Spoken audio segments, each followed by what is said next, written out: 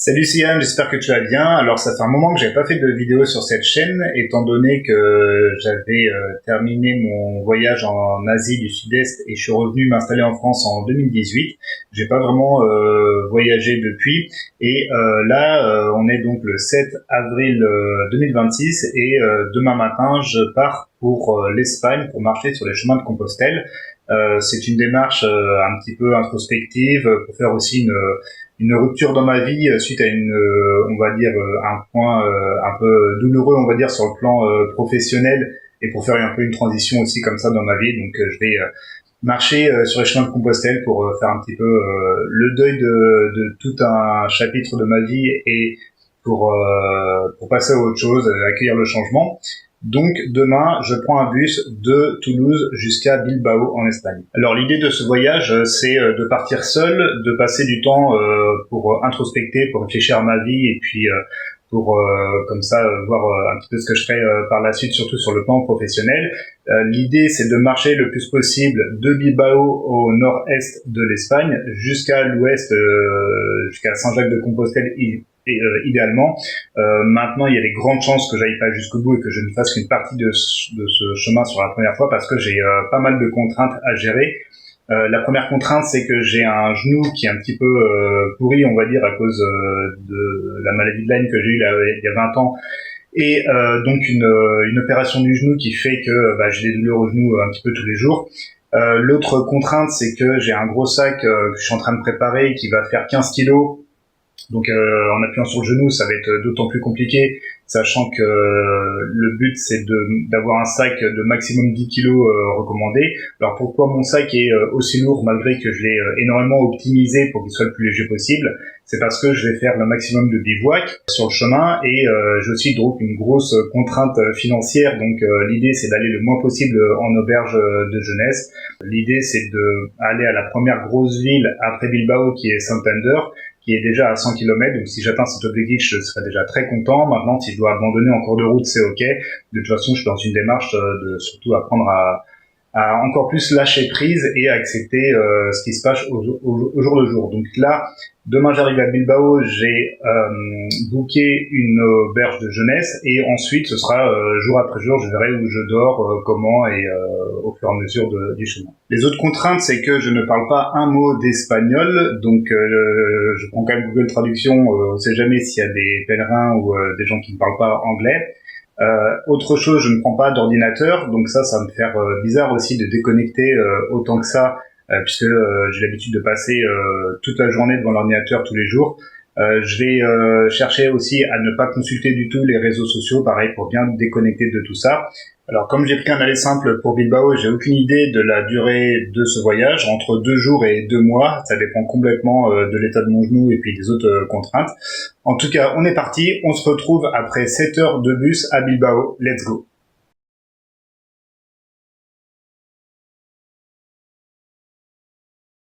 Nous voilà arrivés à la gare de Bilbao, c'est parti pour découvrir la ville.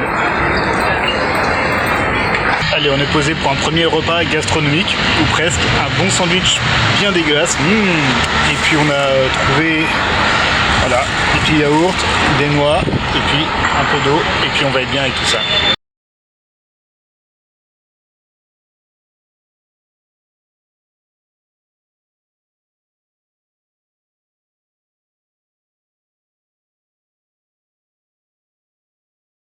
On est le 9 avril 2026, donc là je viens de me lever, je suis parti de l'auberge, il est 9h du matin, je commence mes premiers pas sur Compostelle.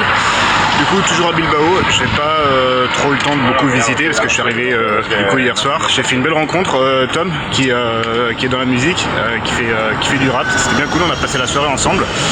Et puis c'était ma première soirée en auberge en dortoir. Bon, ça s'est assez bien passé, forcément le dodo était pas de super qualité, mais bon, on fait avec. Et puis là on est parti, je prévois de faire mon premier bivouac solo ce soir. Donc ça va être assez compliqué, il y a beaucoup de villes à passer, il y a facile 20 km à marcher, donc ça va être ma première journée, ça va être a priori je pense une grosse journée. Donc on va voir comment ça se passe. Je suis arrivé hier, je m'attendais pas à des fortes températures comme ça. Hier il faisait 30 degrés, donc j'espère que ça va se calmer un peu, mais ça risque d'être un petit peu chaud. Et puis voilà, là il fait bon, il fait frais. Et puis voilà, Bilbao a l'air sympa, il fait beau, donc c'est parti, let's go. Alors aujourd'hui c'est une journée un peu particulière puisqu'on est le 9 avril 2026, ça fait 10 ans jour pour jour que j'étais parti en aller simple pour Bangkok quand j'avais fait mon voyage en Asie qui a duré 24 mois au total. C'était vraiment un rêve que je voulais réaliser. Donc il y avait un peu cette symbolique, fêter les 10 ans comme ça en voyage, c'est pour ça que je commence mon départ pour Compostelle aujourd'hui. Au niveau des contraintes, donc pas d'ordinateur, comme j'ai l'habitude d'être tout le temps sur ordinateur tous les jours, là ça va vraiment me changer, hein, même si je passe ne serait-ce qu'une semaine sans ordinateur, déjà ça fera des années que ça m'est pas arrivé. Je vais pas non plus consulter de réseaux sociaux pour faire vraiment comme ça une espèce de détox de dopamine, pas de YouTube, pas de Facebook, rien. Pas de musique non plus, ça aussi ça va faire un gros vide, donc pas trop de distractions, je n'ai pas pris de livre, donc j'ai vraiment le but c'est d'être dans le moment présent, dans l'introspection.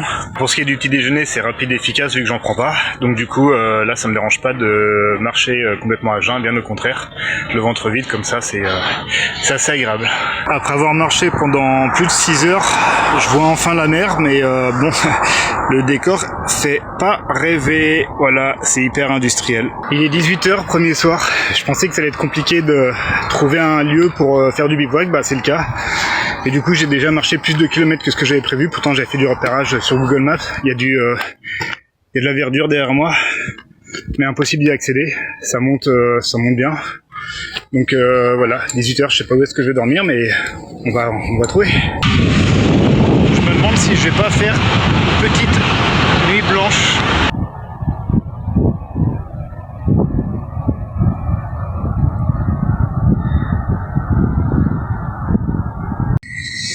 On est le 10 avril, il est 7h du matin.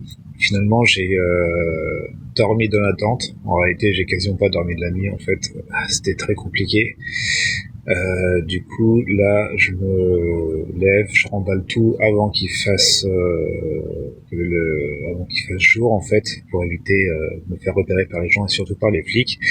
Et je verrai ensuite ce qui se passe, mais là je suis quand même assez dégoûté, on va dire, du bivouac, du plan. C'était assez compliqué, il a fait froid toute la nuit, bref,